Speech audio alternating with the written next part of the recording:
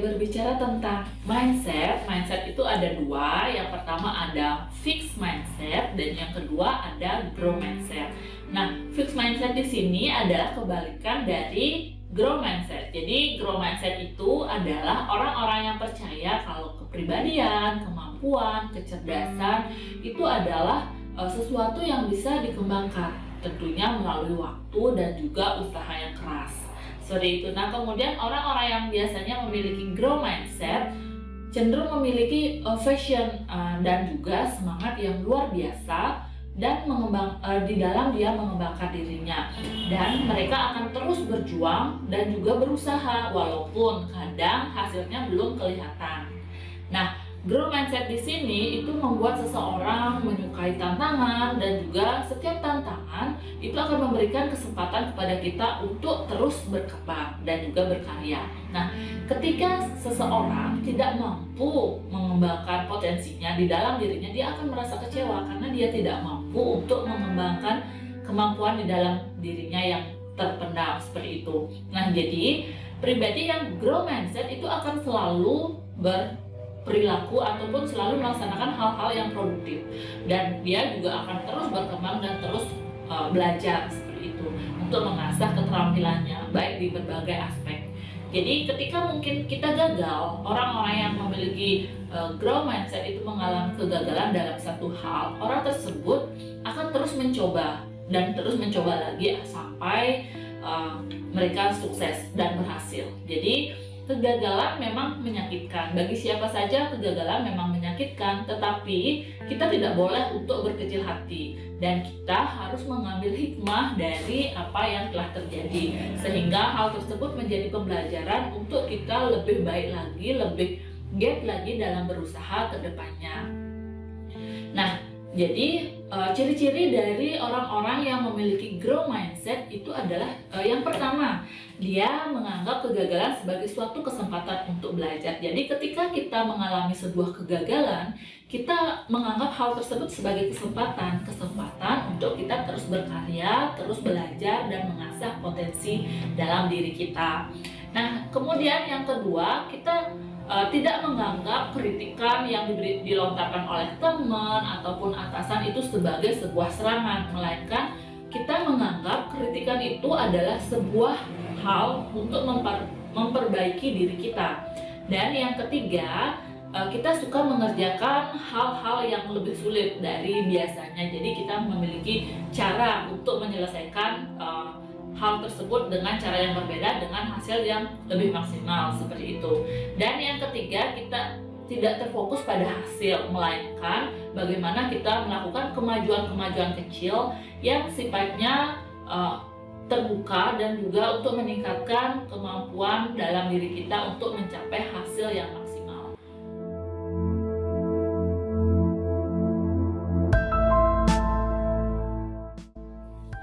Hal-hal yang saya lakukan dalam satu semester ini untuk meningkatkan ataupun mengembangkan potensi saya serta untuk meningkatkan growth mindset saya, itu yang pertama, salah satunya adalah saya melakukan pembelajaran dalam dunia saham. Jadi kenapa sih saya memilih dunia saham? Karena saham itu kan merupakan salah satu instrumen investasi seperti itu. Jadi mungkin ada banyak instrumen investasi seperti reksadana, kemudian ada obligasi, tetapi di sini saya memilih saham seperti itu. Nah, hal-hal yang saya lakukan untuk lebih dalam lagi di dalam saya mengembangkan diri dalam saham, yang pertama saya akan membaca hal-hal yang saya lakukan. Pertama, saya membaca bukunya, membaca buku-buku terkait tentang saham. Kemudian saya juga belajar apa sih yang perlu kita lakukan ketika kita mau berinvestasi. Jadi sebelum kita berinvestasi di saham, saya juga membaca buku dan melakukan dua analisis. Apa saja sih analisis dalam saham? Yang pertama ada analisis fundamental dan juga analisis teknikal. Nah, analisis fundamental di sini adalah kita belajar bagaimana sih kondisi keuangan, baik itu market cap, kita lihat dari VBP ataupun dari dividen yang diberikan kepada perusahaan kepada investor pemegang sahamnya. Jadi kita juga lihat hal-hal tersebut ketika kita mau berinvestasi seperti itu. Nah, kemudian yang kedua, kita juga selain menentukan apakah perusahaan itu bagus atau tidaknya dari analisis fundamental, kita juga harus melihat dari teknik analisis teknikalnya. Nah, jadi ketika kita sudah mengetahui nih mana-mana saja saham-saham yang memiliki dikategorikan bagus, kita sudah memilih nih beberapa saham. Nah, untuk memilih harga kapan kita untuk berinvestasi, kita juga harus melihat analisis teknikalnya, karena untuk investasi itu adalah jangka waktu yang panjang. Jadi kedua hal tersebut harus kita perhatikan untuk mendapatkan hasil yang maksimal di dalam kita berinvestasi saham. Nah, selain itu saya juga biasanya menonton YouTube terkait tentang saham, mungkin dari praktisi-praktisi saham, kemudian dari penulis bukunya langsung, mungkin penulis buku yang berbicara tentang saham. Jadi itu lebih bisa dipercaya dibandingkan mungkin kita cuma melihat dari sosial media terkait saham. Jadi dengan membaca buku itu hal-hal yang lebih efektif untuk dilakukan untuk meningkatkan dan juga pengetahuan kita di dalam saham dan juga untuk meningkatkan growth mindset kita.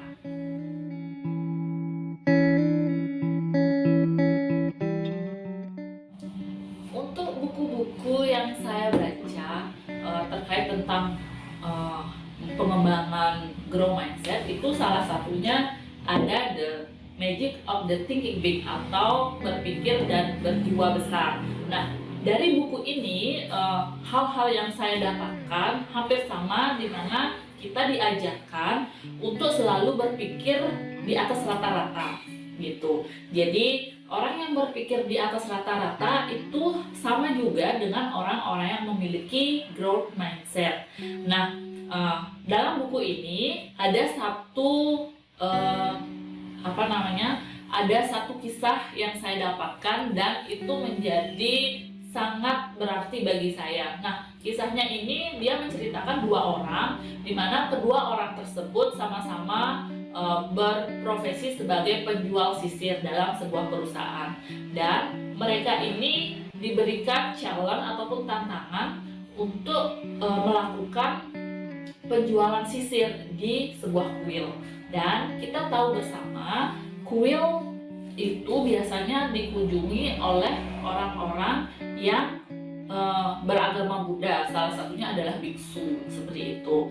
Nah, biksu ini kan identik dengan orang yang gundul, botak, tidak memiliki rambut. Nah, jadi dua orang ini diberikan challenge untuk menjual 1000 sisir. Nah, ketika seseorang yang memiliki fixed mindset ataupun berpikir rata-rata, mereka pasti akan berpikiran untuk menolak atau terjadi resistensi yang tinggi. Jadi melakukan penolakan karena kita tidak mungkin menjual sisir kepada orang-orang yang botak ataupun biksu. Seperti itu. Kemudian sedangkan orang yang kedua dia memiliki pandangan ataupun memiliki growth mindset, jadi memiliki pemikiran di atas rata-rata.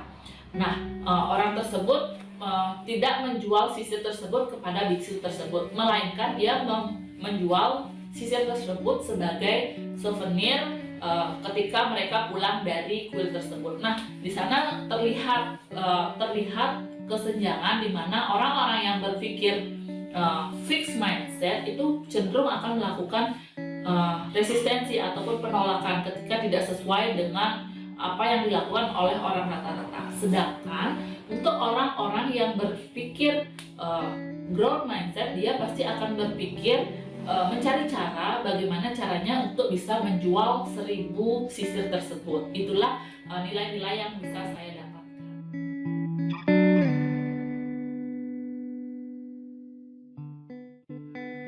Adapun leader yang saya kagumi itu adalah Ibu Sri Mulyani Indrawati. Nah, Kenapa sih saya mengagumi sosok beliau?